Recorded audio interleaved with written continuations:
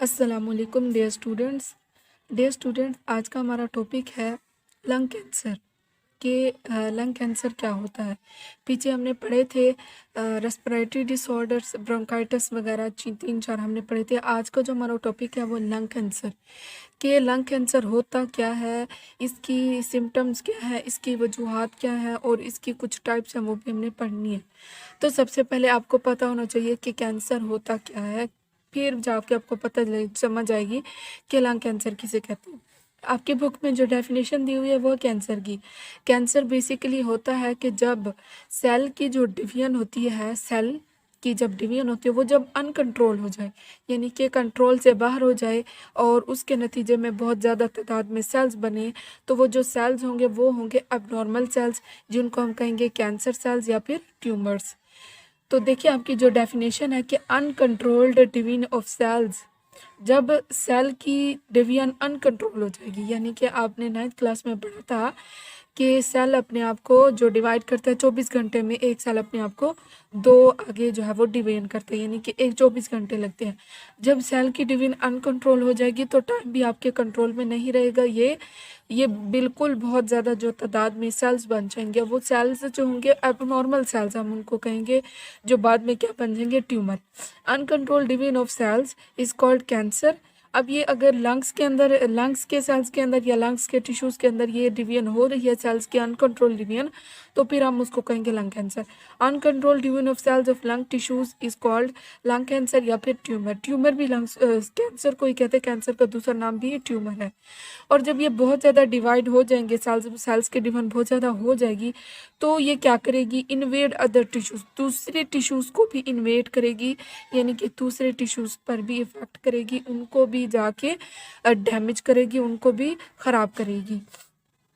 तो lung cancer हो गया कि जब लंग्स के अंदर सेल्स की जो डिवीजन है वो कंट्रोल से बाहर हो जाएगी, तो जो ज़्यादा सारे सेल्स बनेंगे, एक्स्ट्रा सेल्स, एबनॉर्मल सेल्स, उनको हम कहेंगे लंग कैंसर। ठीक है, ये जो लंग कैंसर होगा, इसके अंदर जो सेल्स होंगे, जो कि ट्यूमर्स होंगे, ये दूसरे सेल्स को भी जाके ख़राब करेंगे, उनको भी डैमेज करेंगे।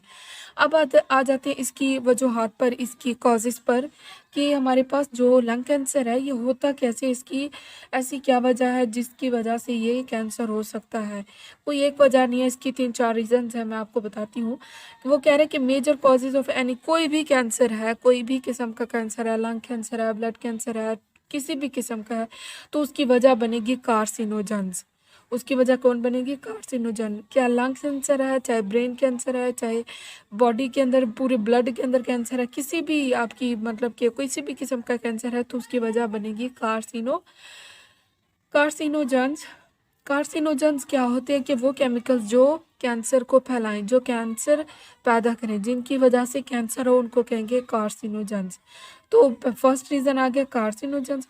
अब आप समझ रहे होंगे कि सिर्फ केमिकल्स की वजह से लंग कैंसर हो सकता है, नहीं, इसके अलावा और भी बहुत सारी रीज़न्स हैं, वजूहात है जिनकी वजह से लंग कैंसर हो सकता है। मिसाल के तौर दूसरा पॉइंट हमारे पास आयोनाइजेशन रेडिएशन।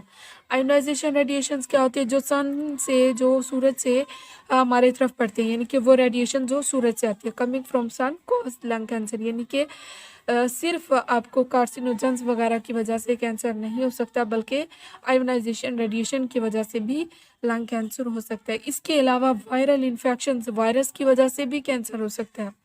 अब देखें ना, वायरस वगैरह कोई बॉडी के अंदर घुस गया है, हमारी बॉडी के अंदर चला गया और बहुत ज़्यादा वो नुकसानदेह है, तो वो क्या कर सकता है, कैंसर फैला सकता है। उसके बाद आ जाते हैं हम, जो मेन, जो आप सबको पता है कि सिगरेट स्मोक, सिगरेट का जो धुआं है, ये सबसे मेन वजह है कैंसर फैलाने में, लंग कैंसर होने में। Cigarette smoke is the main cause of the lung cancer. अब एक सिगरेट स्मोक जो होता है, जो धुआं होता है, उसके अंदर 4,000 केमिकल्स मौजूद होते हैं। उनमें से जो 50 केमिकल्स होते हैं वो कार्सिनोजेंस होती हैं, यानी कि उनके अंदर जो 50 होंगे, 4,000 में से 50 वो कार्सिनोजेंस होंगे उस धुएं के अंदर। अब देखिए, cigarette smoke contains 50 carcinogens. Cigarette कोई भी आप पियेंगे तो उसके अंदर जो है 50 कार्सिनोजेंस, यानी कि आपके अंदर काफ़ी ज़्यादा चांसेस होंगे, अगर कोई स्मोकर है और सिगरेट पीता है, तो उसको लंग कैंसर या फिर बॉडी के अंदर किसी भी किस्म का कैंसर हो सकता है। उसके बाद आ जाते हैं हम बेटा इसके टाइप्स पर। आपकी बुक में इसकी टाइप्स भी दी हुई हैं। दो है पैसिव स्मोकिंग, एक्टिव स्मोकिंग। इन दोनों का डिफरेंस आ जाता है कि एक्टिव स्मोकिंग क्या है और पैसिव स्मोकिंग क्या है।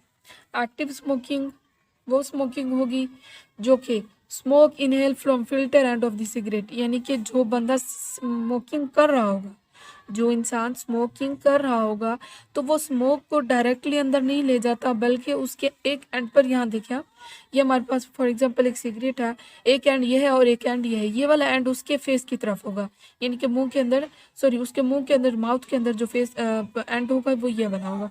अब इससे जो धुआं इधर से जाएगा यहाँ तक, इधर होगा फिल्टर, फिल्टर होने के बाद उसकी बॉडी के अंदर जाएगा। तो इस स्मोकिंग को हम कहेंगे एक्टिव स्मोकिंग, यानी कि वो जो स्मोक फिल्टर होके उस स्मोकर की बॉडी के अंदर जाएगा तो फिर वो स्मोकिंग होगी एक्टिव स्मोकिंग। पैसिव स्मोकिंग क्या होगी? Inhalation of smoke from another smoke, यानी कि कोई इंसान स्मोकिंग कर रहा है, उसका जो धुआं उठ रहा है दूसरे सिरे से और वो हम ले रहे हैं, तो वो हमारे लिए कौन सी स्मोकिंग होगी? Passive smoking. अब जैसे ये आपको बताया कि ये फॉर एग्जांपल हमारे पास सिगरेट है, ये एक एंड वो वाला है जो स्मोकर के मुंह के अंदर है, यानी कि ये एक फिल्टर वाली जगह, और ये जहाँ जहाँ से धुआं वगैरह उठ रहा है। अब यहाँ से जो धुआं हमारी बॉडी के अंदर डायरेक्टली जाएगा तो हम कौन सी स्मोकिंग करेंगे? Passive smoking. अब ज़्यादा खतरनाक पैसिव है कि एक्टिव है? ऑफ कोर्स एक्टिव स्मोकिंग जो है वो ज़्यादा खतरनाक है, क्योंकि ये डायरेक्टली हमारे, वैसे तो दोनों, वैसे ही सारी ये स्मोकिंग खतरनाक है हमारी पूरी बॉडी के लिए, लेकिन जो पैसिव स्मोकिंग है ये बहुत ज़्यादा खतरनाक है हमारी बॉडी के अंदर। अगर मिसाल के तौर पर आप किसी ऑफिस में बैठे हैं या फिर कहीं काम पर गए हैं या किसी मीटिंग में है गया, वहाँ पर अगर कोई स्मोकिंग कर रहा है, फ़ौरन वहाँ से चले जाना चाहिए, क्योंकि उस स्मोकर से ज़्यादा आपको नुकसान होगा उसकी स्मोकिंग करने से। तो इसलिए ज़्यादा से ज़्यादा हमें इन स्मोकर से दूर रहना चाहिए, और आपको भी इससे जो है प्रिवेंट करना, दूर रहना चाहिए, इससे अवॉइड करना चाहिए स्मोकिंग से। उसके बाद आ जाता है इसकी प्रिवेंशन। हम स्मोकिंग से बच कैसे सकते हैं, इससे दूर कैसे हो सकते हैं? सबसे पहले तो हमें जो है स्मोकिंग से क्या होगा? कैंसर होगा, ठीक है। अब इस कैंसर से हम अपने आप को किस तरह से बचा सकते हैं? सबसे पहले तो हमें स्मोकिंग, जो टोबैको स्मोकिंग है, उसको हमें छोड़ना होगा। Eliminating tobacco smoking is the primary goal in the prevention of the lung cancer, यानी कि सबसे पहले अगर हमें लंग कैंसर से बचना है तो हमें सबसे पहले टोबैको स्मोकिंग छोड़ना होगी, क्योंकि यही टोबैको स्मोकिंग है जिसकी वजह से कैंसर होने के ज़्यादा चांसेस है। वैसे और भी केमिकल्स हो सकते हैं, लेकिन टोबैको स्मोकिंग जो है ये एक मेन वजह है हमारे अंदर जो लंग कैंसर हो जाता है उसकी। इसलिए हमें सबसे पहले इसी को एलिमिनेट करना होगा, अपनी लाइफ से इसको निकालना होगा। उसके बाद है हमारे पास एक इदारा है जिसका नाम है वर्ल्ड हेल्थ ऑर्गेनाइजेशन। ये पूरी दुनिया के अंदर जहाँ जहाँ लोग जो है सिगरेट वगैरह पीते हैं, तो ये इदारा उसके जो स्मोकिंग है उसके बारे में एडवर्टाइजिंग करता है कि भाई इससे आपकी बॉडी के अंदर ये इफेक्ट हो सकता है, ये आपकी बॉडी के अंदर नुकसान हो सकता है, यानी कि उसकी सारी की सारी हमें जो है डिजीज़ बताएगा अगर हम स्मोकिंग करेंगे। तो ये इदारा क्या करता है कि अपने लोगों को एडवर्टाइज करो ताकि वो स्मोकिंग को छोड़ सके। Has called government to stop the tobacco advertising through prevent the young people from taking. जैसे आजकल के यंग लोग हैं, यंग एज पीपल, नौजवान लोग हैं, वो भी सिगरेट पीना शुरू हो गए, स्मोकिंग करना, तो उनके अंदर भी जो है जो है लंग कैंसर के ज़्यादा चांसेस हो सकते हैं। उसके बाद है लास्ट में हमारे पास सिम्टम्स। आपने सिम्टम्स को लास्ट में नहीं लिखना, सबसे पहले आपने कैंसर, लंग कैंसर के बारे में बताना है वो क्या है। उसके बाद आपने नंबर 2 पर लिखना है उसके कॉजेज़, नंबर 3 पर आपने सिम्टम्स लिखना है, नंबर 4 पर आपने लिखना है उसके टाइप्स, और फिर एंड पर आपने लिखना है उसके ट्रीटमेंट। ये थोड़ी बाई चांस इसको मैंने एंड पर लिख दिया, इसको आपने 3 पॉइंट पर लिखना है। तो इसकी सिम्टम्स क्या है लंग कैंसर की? बेसिकली हमारे पास इसके कॉमन सिम्टम्स हैं शॉर्टनेस ऑफ ब्रीथ, सांस लेने में बहुत ज़्यादा दुश्वारी होगी, अब बहुत ज़्यादा मतलब आपको ज़ोर लगेगा आपको सांस आने में। उसके साथ कफिंग होगी, खांसी, जिसके अंदर से ब्लड निकलेगी, यानी कि खांसी के अंदर अगर ब्लड आ रहा है, उसके अंदर ब्लीडिंग है, तो वो कैंसर, लंग कैंसर की सबसे बड़ी सिम्टम है। अगर खांसी से, कफिंग से अगर ब्लड रिलीज़ हो रहा है, वहाँ से ब्लड बाहर आ रहा है उसको कफ के अंदर, तो फिर वो सिम्टम है सबसे बड़ी लंग कैंसर की। उसके बाद आपकी बॉडी का जो वेट है वो भी कम होने लग जाता है, वेट जो है वो बहुत ज़्यादा लूज़ हो जाता है, जिसकी वजह से ये हमारे पास कैंसर फैल सकता है। तो ये था हमारा लॉन्ग क्वेश्चन है हमारा ये कैंसर क्या है, लंग कैंसर, उसके काजेज़ वगैरह, उसके टाइप्स वगैरह, उसके सिम्पटम्स और उसके प्रिवेंशन वगैरह। इसके अंदर काफ़ी सारे शॉर्ट क्वेश्चंस हैं, एमसीक्यूज़ हैं, जैसे कार्सिनोजेंस हो गया, एक्टिव स्मोकिंग, पैसिव स्मोकिंग, ये कार्सिनोजेंस के कितने केमिकल्स होते हैं, ठीक है? तो ये सारे इसमें से काफ़ी सारे शॉर्ट भी हैं और आपके पास लॉन्ग भी है, लॉन्ग पूरा क्वेश्चन है। तो ये था आज का हमारा लेक्चर। उम्मीद है आपको अच्छा लगा होगा। अगर वीडियो अच्छी लगे तो चैनल को लाइक ज़रूर कर देना और सब्सक्राइब भी करना। वीडियो को लाइक ज़रूर करना। अपना बहुत सारा ख्याल रखिएगा। अल्लाह हाफ़िज़।